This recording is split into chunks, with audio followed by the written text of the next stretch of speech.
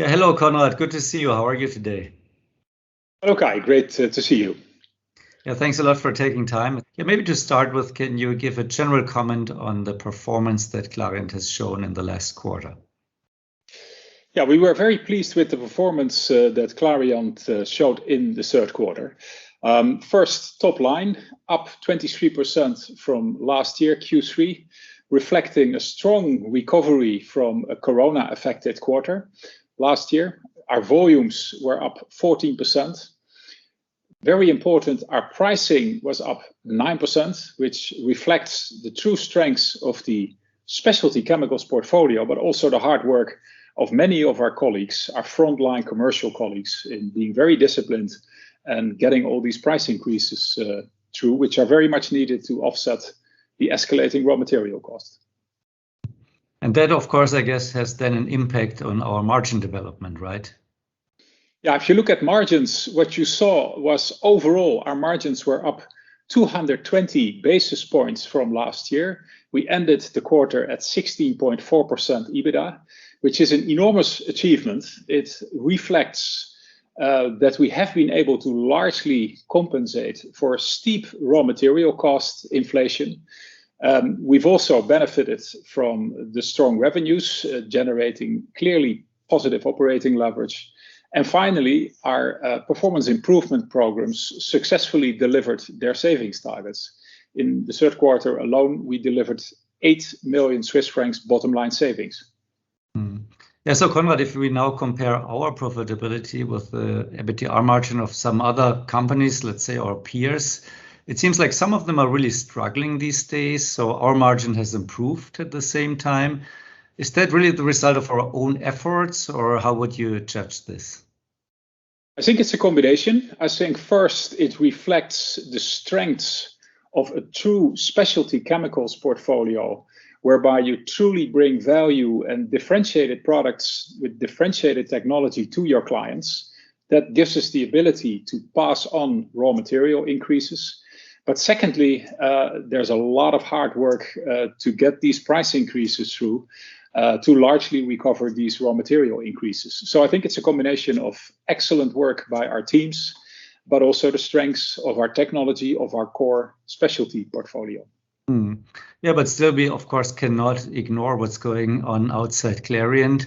And I think this year was really not a back to normal because, like you said, if you look at the external factors, raw materials, logistics, energy, of course, this will continue. Maybe you can briefly talk about that a little bit more in detail, that we better understand what are these external factors that impact our business and how, and what can we actually do to be also successful in the next quarter.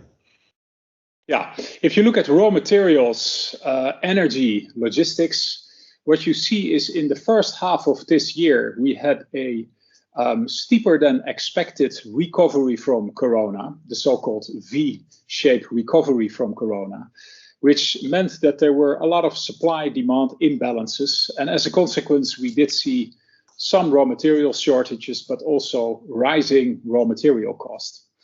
Over the summer, we did see these effects easing, but then actually towards the end of the summer, there was a sort of a new development, which were the energy shortages, which started in China.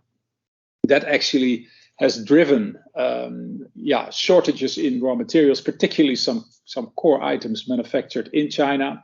It also has caused now a new round of inflation, very much driven by higher energy prices.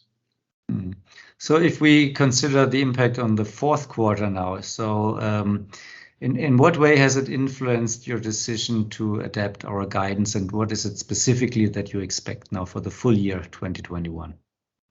Yeah, what we expect for the full year, Kai, is in the fourth quarter, continuation of some of the raw material increases. And this is very much driven by the higher energy prices that work themselves through the systems. If you look at our own energy bills, typically we have energy contracts, 6 months, 12 months, 18 months.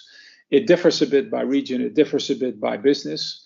but they are fixed to some extent. And if and when these expire, then typically you would have to renew them now at higher prices. So this additional inflation needs to work itself through our systems. We do see, as a consequence, some continued inflation in the fourth quarter. We're also targeting further price increases. And the net result of this is that we still believe our profitability will end somewhere between 16 and 17% EBITDA for the year, while actually we achieve it with much higher revenues, again, also partly driven by inflation. As a consequence, we have increased our revenue guidance, which was at 7 to 9% guidance for the full year in terms of revenue growth in local currency versus prior year. Now we're guiding for 9 to 11% top line revenue growth in local currency year on year. So if I remember correctly, 16 to 17% EBITDA, this is even above the pre-COVID level reported in 2019, right? Yeah, this is actually well above our COVID-affected year last year, but it is also above the pre-COVID performance, which I think is a real attribute to the teams and a real achievement by the company.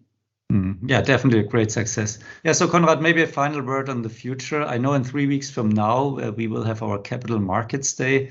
And of course, we as employees are really curious to know what you will be presenting, and the financial markets, of course, as well. Is there anything that you can already share with us today? Yeah, first, I will not be presenting on my own. We're there with our team, together with Stefan, Hans, and Bernd. We will present the new strategy for Clariant. After a period of divesting our non-core, more commodity type businesses, it's now very much about growing our core businesses. And we will present this growth strategy. We will explain how and where we will grow. And we also will communicate our new midterm targets. Yeah, thanks for this sneak preview. We'll stay tuned, and we look forward to hearing from you end of November. So thank you very much, Conrad, for your time, for all your comments, and I look forward to talking to you very soon. Thank you, Kai. Bye-bye.